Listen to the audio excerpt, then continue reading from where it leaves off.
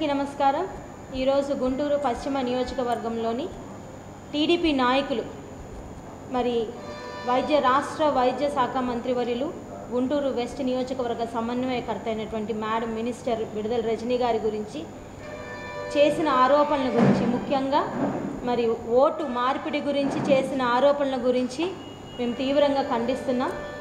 ఈ టీడీపీ నాయకుల పద్ధతి ఎలాగుందంటే, ఏ విధంగా అయినా కానీ బురద జల్లే ప్రయత్నము, తప్పుడు ప్రచారాలు, తర్వాత ఏదో ఒక చిల్లర రాజకీయం చేసి ఏదో హైప్లోకి రావాలి, మేమంటూ బతికే ఉన్నాము అని వాళ్ళ ఆచూకీ తెలుపుకోవడం కోసం ఈ చిల్లర రాజకీయాలు చేస్తూ వస్తున్నారు మొదటి నుంచి కూడాను. అడ్రస్ కూడాను శ్యామలా నగర్ 2వ లైన్లో మరి అపార్ట్మెంట్ పేరు కూడా ఇచ్చారు, సాయి గ్రాండ్ అపార్ట్మెంట్. ఈ సాయి గ్రాండ్ అపార్ట్మెంట్ గురించి మరి అపార్ట్మెంట్ లేకుండానే ఖాళీ స్థలంలో ఓటు అప్లై చేశారు అని టీడీపీ నాయకులు ఈరోజు ఉదయము మీడియాకి ఇవ్వటం జరిగింది. మరి వారికి చెప్తున్నాం, సాయి గ్రాండ్ అపార్ట్మెంట్ అనేది మరి మేడం విడుదల రజనీ గారి హస్బెండ్ అయినటువంటి మరి విడుదల కుమారస్వామి గారు గతంలోనే ఈ అపార్ట్మెంట్లో ఫస్ట్ ఫ్లోర్ని కొనటం జరిగింది. కొని కూడా చాలా కాలమైంది. శ్యామలా నగర్లో అపార్ట్మెంట్ డాక్యుమెంట్స్ ఇవి. ఏదైతే వాళ్ళు ఆరోపిస్తున్నారో ఖాళీ స్థలం అని, వాళ్ళు చూపిస్తున్న స్థలం ఒకటి, మెయిన్ రోడ్ మీద స్థలం చూపిస్తున్నారు, దాని ఎదురుగున్న అపార్ట్మెంటే ఇది అపార్ట్మెంట్ పేరు, క్లియర్గా డీటెయిల్స్ అన్నీ పక్కాగా రిజిస్ట్రేషన్ అయ్యి వారి సొంత అపార్ట్మెంటు.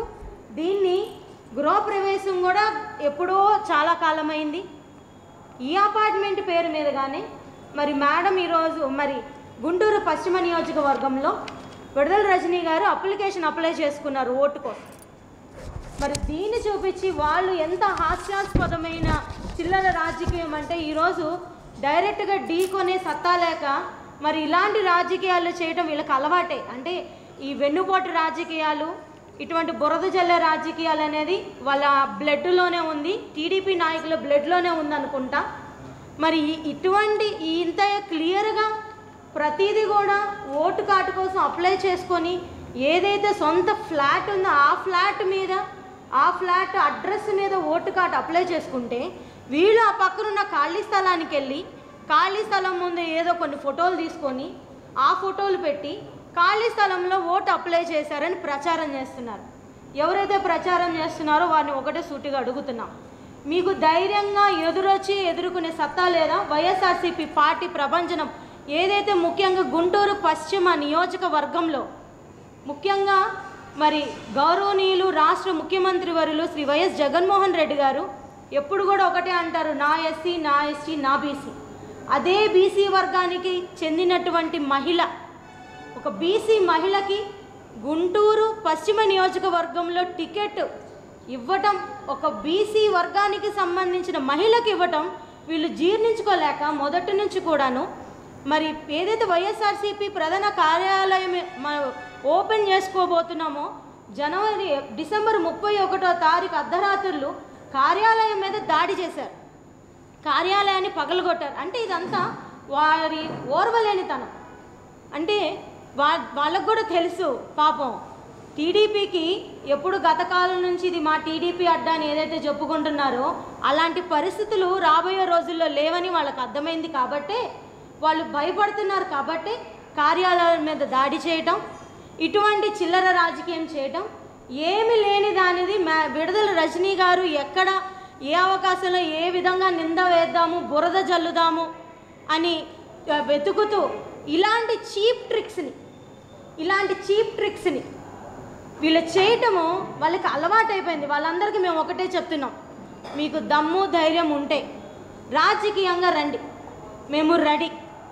గుంటూరు పశ్చిమ నియోజకవర్గంలో ఉన్నటువంటి వైఎస్ఆర్సీపీ కార్యకర్తలు చాలు, మీకు నాయకుల దాకా కూడా అక్కర్లేదు. మేము కార్యకర్తలం, వైఎస్ఆర్సీపీ నాయకుల పనితీరు గుంటూరు పశ్చిమ నియోజకవర్గంలో బాగుంది. కాబట్టి ఈరోజు ఒక ప్రభంజనం సృష్టించబోతున్నాం 2024 ఎలక్షన్లో. మీరు రాసి పెట్టుకోండి, 2024 ఎలక్షన్లో గుంటూరు పశ్చిమ నియోజకవర్గం మీద వైఎస్ఆర్సీపీ జెండా ఎగరైపోతున్నాము. అది మీకు తెలుసు, అది మీరు తట్టుకోలేకపోతున్నారు కాబట్టి ఇలాంటి రాజకీయాలకు పాల్పడుతున్నారు. ఎవరైతే ఇలాంటి రాజకీయాలు చేస్తున్నారో ముఖ్యంగా కనుపరు శ్రీనివాస్ అనే వ్యక్తి, ఏవయ్యా నర్సరావుపేటలో మీ రాజకీయం, నీ చెత్త రాజకీయం భరించలేకే నువ్వు చెత్తనే నేను అక్కడి నుంచి తరిమేశారంట. విడుదల రజనీ గారి గురించి మాట్లాడటం కాదు, చిలకలూరుపేట రాజకీయం గురించి. ముందు నీ పరిస్థితి, నీ సంగతి ఆలోచించుకోండి. నర్సరావుపేటలో ఈ శ్రీనివాస్ అనే వ్యక్తి చెత్త రాజకీయం భరించగా చెత్తాన్ని బయటేస్తే గుంటూరు పశ్చిమ నియోజకవర్గానికి వచ్చి ఇక్కడున్నటువంటి మా నాయకుల మీద ఈ బురద జల్లే ప్రయత్నం దయచేసి మానుకోమని ఈరోజు మేము మహిళలందరం కూడాను ఖబర్దార్ చెప్తున్నాం, జాగ్రత్త. అదేవిధంగా టీడీపీ నాయకులని ఎవరైతే చెప్పుకుంటున్నారో మీకు తెలుసు, మీ ప్రతి వార్డులో కూడాను ప్రతి సచివాలయం పరిధిలో ఎన్ని సంక్షేమ పథకాలు వైఎస్ఆర్సీపీ ప్రభుత్వము జగనన్న నాయకత్వంలో ఇక్కడ ఎన్ని పథకాలు వస్తున్నాయో, ప్రతి వార్డులో ఎంత అభివృద్ధి జరిగిందో ప్రతి ఒక్కరికి తెలుసు. ఎవరైతే పొద్దున మాట్లాడారో మరి అలియాస్ ఇసుకబుజ్జి అంటాము వరప్రసాద్ అన్న, మీకు తెలిసి మీ వార్డులో నగరపాలక సంస్థ నుంచి మరి వైఎస్ఆర్సీపీ ప్రభుత్వము ఎన్ని కోట్ల అభివృద్ధి చేసిందో మీకు తెలుసు. వైఎస్ఆర్సీపీ ప్రభుత్వమే కానివ్వండి, మేము నాయకులమే కానివ్వండి, ప్రజలకి మంచి చేయాలి, ఎప్పుడైనా అవసరంలో ఉన్న వాళ్ళకి వాళ్ళ అవసరాలను తీరుస్తూ ప్రజలకు మంచి చేసే పద్ధతిలోనే ఒకటిగా అందరం కలిసి ముందుకెళ్తున్న పరిస్థితి. టీడీపీ నాయకత్వం, పశ్చిమ నియోజకవర్గ నాయకత్వంలో మీకే సరైన నాయకత్వం బలం లేదు.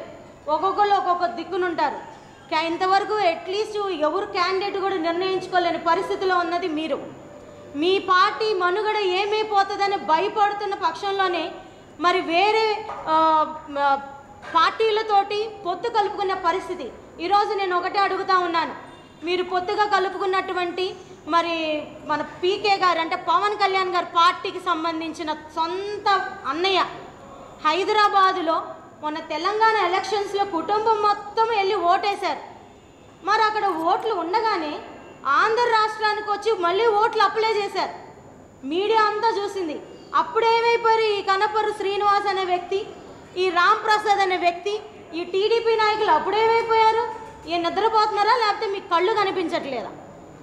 అంటే అంటే మీరు చేసేదేమో మంచి, ఎదుటి వాళ్ళు న్యాయబద్ధంగా, ఇది చట్టబద్ధంగా, అంటే ఒక లా ఉంది, కాన్స్టిట్యూషన్ ఉంది, లా ప్రకారం చట్టబద్ధంగా అక్కడ ఓటు విత్డ్రా చేసుకొని ఓటు కోసం అప్లై చేసుకుంటే దీని మీద బురద జల్లే ప్రయత్నం చేస్తారా? దయచేసి మీరు నిజంగా ప్రజలకు మంచి చేయాలనుకుంటే ప్రజల్లోకి ఎలా వెళ్దామని ఆలోచించండి. కానీ ఇటువంటి బురద జల్లే ప్రయత్నం ఇంకొకసారి బీసీ మహిళ అయినటువంటి మినిస్టర్ విడుదల రజనీ గారి మీద కానీ, ఇక్కడ గుంటూరు పశ్చిమ నియోజకవర్గంలో ఉన్నటువంటి వైఎస్ఆర్సీపీ నాయకుల మీద కానీ, ఆడవాళ్ళ మీద కానీ మీరు బురద జల్లే ప్రయత్నం చేస్తే కార్యకర్తలు దాడి తట్టుకోలేరు. దయచేసి గమనించండి. పార్టీ క్యాడరు కార్యకర్తలు మేమందరం ఒక్కసారి గొంతు విప్పామంటే మీరు అడ్రస్ లేకుండా పోతారు. అనవసరంగా మీరు ఇలాంటి చిల్లర రాజకీయాలు మానుకోమని, ఏదన్నా ఉంటే 2024 ఎలక్షన్లో చూసుకుందాం. ధైర్యంగా రండి, ముందుకు రండి, ఒకటిగా రండి. మీ 4-5 నాయకులు కలిసి ఒకటిగా ఒక స్టేజ్ మీదకి రండి, ముందు చూద్దాం. ఈరోజు గుంటూరు పశ్చిమ నియోజకవర్గం మొత్తం కూడాను నాయకులందరూ కలిసి ఒకటే మాట, మేమందరం ఒకటే చెప్తున్నాం, కార్యకర్తలం అభిమానులం. 2024 అనేది గుంటూరు పశ్చిమ నియోజకవర్గం వైఎస్ఆర్సీపీ అడ్డా, వైఎస్ఆర్సీపీ జెండా మేము ఎగరేయబోతున్నాము. మీరు కళ్ళారా చూడాలి. మీ కళ్ళు పనిచేయట్లేదు కాబట్టి మీకు ఇటువంటి తప్పుడు రాజకీయాలు చేస్తున్నారు. ఇలాంటి చిల్లర రాజకీయాలు మానుకోమని, ఏదైనా సాక్ష్యాలు ఉంటే నిజాయితీగా ముందుకు రండి, మాట్లాడండి, ఎక్కడికన్నా రండి. మీరు కాదు రండి చూపిస్తాం, స్థలాన్ని చూపిస్తాం అంటున్నారు. రండి, ఈరోజు మేము డాక్యుమెంట్సే చూపిస్తున్నాం. మీరు క్లారిఫై చేసుకోండి, వచ్చి డౌట్స్ని వచ్చి క్లారిఫై చేసుకొని ఏదైనా ప్రాపర్గా వెళ్ళమని ఈరోజు మేము పశ్చిమ నియోజకవర్గం కార్పొరేటర్స్ అందరం కూడా, మహిళా కార్పొరేటర్స్ అందరం కూడా ఒకటే చెప్తున్నాము. పశ్చిమ నియోజకవర్గం సమన్వయకర్త అయినటువంటి విడుదల రజనీ గారి మీద ఇంకొకసారి దాడికి పాల్పడినా, మరి అనుచిత వ్యాఖ్యలు చేసినా ఊరుకునేది లేదు, సహించేది లేదు. నేను 36వ డివిజన్ కార్పొరేటర్ ఉడుము లక్ష్మీ శ్రీనివాసరెడ్డిని. నిజంగా ఈ ఖాళీ స్థలానికి ఓటు పెట్టారని చెప్పి ఏ విధంగా కంప్లైంట్ ఇచ్చారో, నేను స్థానికంగా మరి అక్కడే కార్పొరేటర్గా ఉంటున్నాను. అది మరి వాళ్ళు తప్పుడు ప్రచారం చేయటం వల్ల అసలు ఏమో ఖాళీ స్థలానికి అసలు ఓటు ఎలా పెడతారండి, అసలు ఏ విధంగా పెడతారు అసలు వాళ్ళు అడగటం. కానీ ఎన్నో ఓట్లు ఇలాగే తప్పుగా ఉన్నాయి అని చెప్పి వార్డులో ఎన్నో ప్రచారాలు చేస్తున్నారు. అసలు డోర్ నెంబర్ ప్రకారంగా మరి అక్కడ అపార్ట్మెంట్ కట్టడం జరిగింది, కొనటము జరిగింది, గృహప్రవేశం చేయటము జరిగింది.